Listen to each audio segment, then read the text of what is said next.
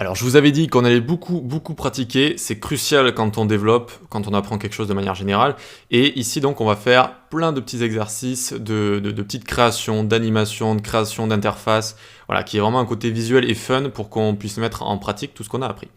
Et on va faire cet effet clignotant sympa, où on va avoir, comme ça, on imagine, une page d'attente ou une petite animation d'attente quand on va charger un élément, quand on va charger un site, etc. Alors, quand on va charger le site, ça on le fera plus tard en JavaScript, pour vraiment afficher ça quand le site charge, ou quand une photo charge, ou quand on est en train de télécharger je ne sais quoi, un film ou je ne sais quoi. Et sinon, là, ce qu'on va faire, c'est la partie vraiment, comment dire, c'est aussi du front quand on va utiliser le JavaScript, mais là, on va faire une animation CSS. Tout ça, c'est une animation CSS, tout simplement, d'accord? On va faire vraiment clignoter les lettres une par une. Eh bien, c'est parti, on peut commencer tout ça. Moi, j'ai le cours qui est à côté ici. On va se reprendre mon VS Code. Il est où? Il est là, tac, tac. Et on commence à aller dans l'index HTML ici. Alors, je regrossis pour que vous y voyez bien, et on va pouvoir démarrer tout ça. Donc ici, on se fait une liste, et à l'intérieur, en fait, ce sera une liste avec juste les lettres pour patienter. Donc on se fait un LI ici, et on peut même faire LI x 9, pour se créer à chaque fois donc les 9 lettres. Et on y va à la main, patienter, tac, on va s'écrire les lettres une par une, comme ça, dans notre liste. Patienter, hop, hop, et hop. C'est tout pour notre HTML, regardez, ça nous donne ceci, une liste ici, donc avec juste les lettres qui sont juste là, très bien. On va pouvoir retourner à notre code et on va directement dans notre style CSS. On peut tout enlever sauf en haut le démarrage avec le box sizing, etc. Vous connaissez maintenant. Et on y va pour le body. On lui met un background ici, hashtag 222. Habituez-vous, commencez si vous utilisez VS Code, à faire les petits raccourcis comme ça, à écrire les propriétés, font S, hop, ça fait font size. Background, vous mettez juste BG, tac, ça vous l'écrit directement. Je vous promets que ça va aller très vite, assez rapidement. Fond de femme, tac, enfin vous allez pouvoir coder très vite, assez rapidement, c'est ça que je voulais vous dire. Fond de femme, donc Arial sans serif, etc. UL ici, on va lui mettre une position absolute, ça sort du flux, on peut utiliser top left, etc. Donc on met un top 40%, on le décale du top de 40%, on le décale de la gauche de 50%, tac, et ensuite on fait un petit transform, translate, on connaît, moins 50%, moins 50%. Alors là, vous avez remarqué que j'ai fait un 40% du top ici. Donc ce ne sera pas parfaitement centré. Voyons voir ce que ça nous donne. On est ici, il est ici, là, notre liste est ici.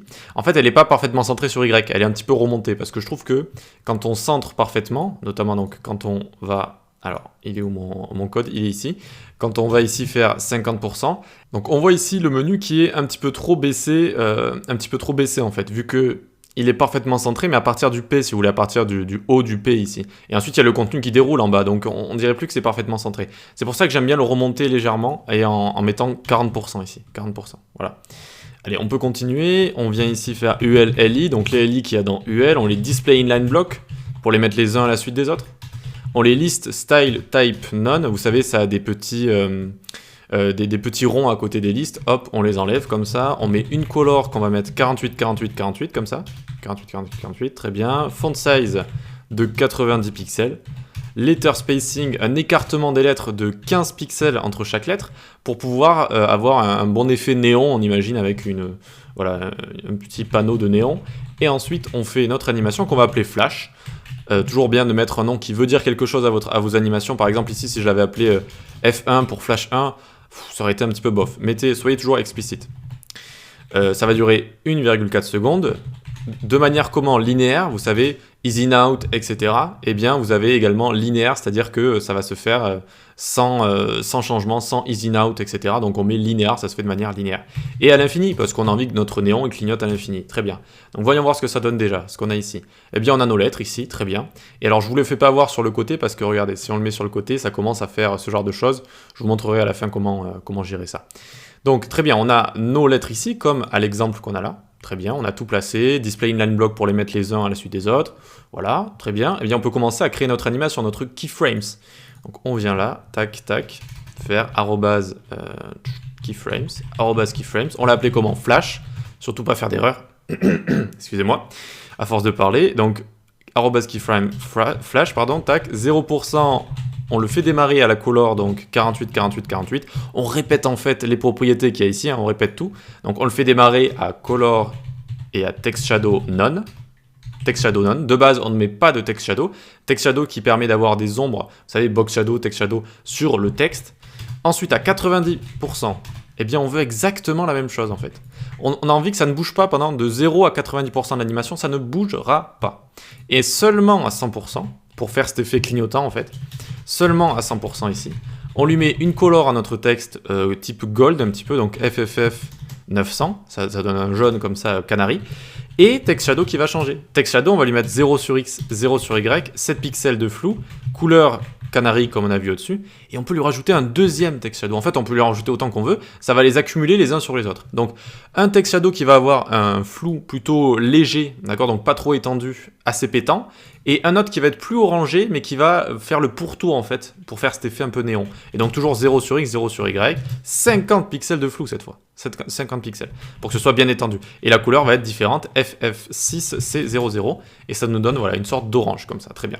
Alors, pour l'instant, notre animation, très bien, elle est ici, mais eh bien, on ne l'a pas appliquée à des éléments. Il va falloir le faire tout de suite. Alors, on va faire UL, li2.nthchild1, animation delay. Alors, animation delay, tac. Eh bien, on va lui mettre 0,1 seconde. Qu'est-ce qui se passe ici? De base, on met notre animation flash à tous les LI. Et ce qu'on a envie de faire, on a envie de mettre un délai à chaque LI, donc à chaque lettre, pour que ça fasse cet effet néon où ça se suit en fait. Ça fasse la lumière qui suive les lettres, une par une. Donc ici, nthchild, ça nous permet de choisir, nth c'est numéro enfant, donc c'est un enfant d'une même fratrie, donc de même niveau. Là, on va choisir le premier, on commence à lui mettre un délai d'1 seconde.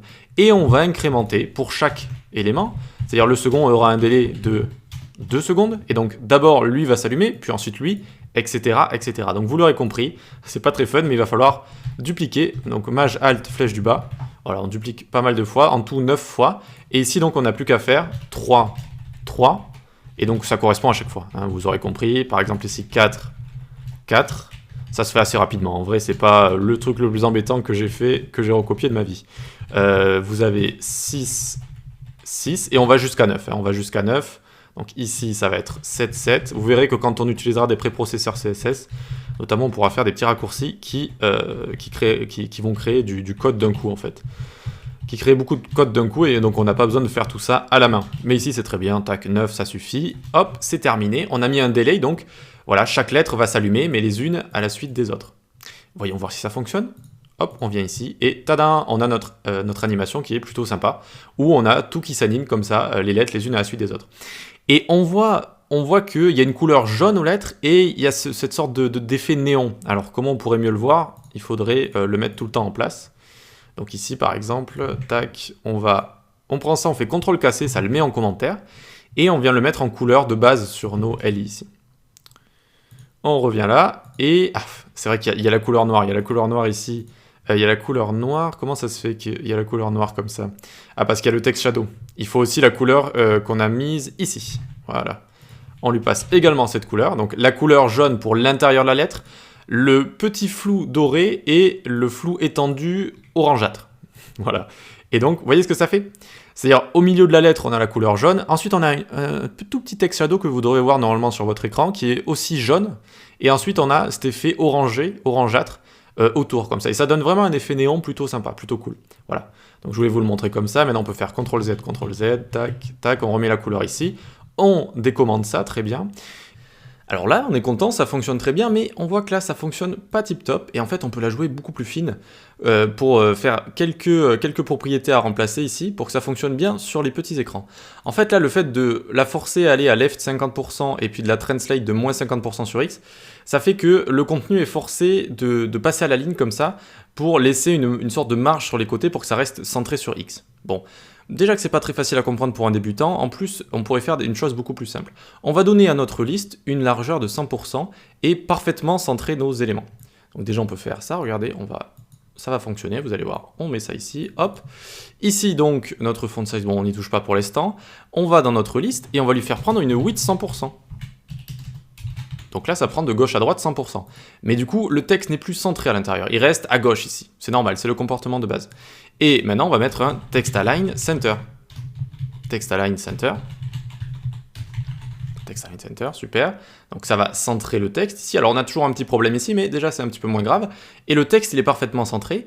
Et maintenant, notre liste, en fait, n'a plus besoin d'être centrée par left 50% et notre translate ici, elle n'en a plus besoin, et en fait elle n'a même plus besoin du translate ici. On va juste la pousser de 40% du top, ou même de 30% si on veut la remonter légèrement, hop, et elle est parfaitement centrée, notre width fait 100% de large, text align center, hop, elle n'a pas de marge à respecter sur les côtés en fait, c'est bon. Elle peut aller jusqu'ici, et elle peut se réduire même en fait, voilà, jusqu'à ce que ça touche notre contenu. Alors certes, il va se rabaisser un petit peu, mais on aurait pu par exemple rajouter ici 4 VW, c'est-à-dire 4 viewport width, ou peut-être même un petit peu plus, parce que là je vois que c'est un petit peu petit, hop. Et puis même on peut aller jusqu'à 6, hein, 6, on va aller jusqu'à 8. Tac, ça risque de faire un petit peu grand, 8, attention. Hop, et voilà, oui, ça nous donne un effet un petit peu comme ça. Viewport width, donc VW, c'est la largeur d'écran, voilà. Et vous voyez qu'on a arrangé notre code, et maintenant il est quand même beaucoup plus simple à comprendre. On le pousse juste de 30% du top, et on va venir lui mettre une width de 100% et centrer le texte. En fait, on s'occupe de X, de gauche à droite, tout simplement sans left et sans transform translate, mais juste avec une width 100% et text align center. Ce qui nous donne la même chose en plus sympathique, plus facile à comprendre, je pense, pour un débutant. Voilà, allez, on va pouvoir passer à la suite pour créer d'autres créations du coup supplémentaires. À tout de suite.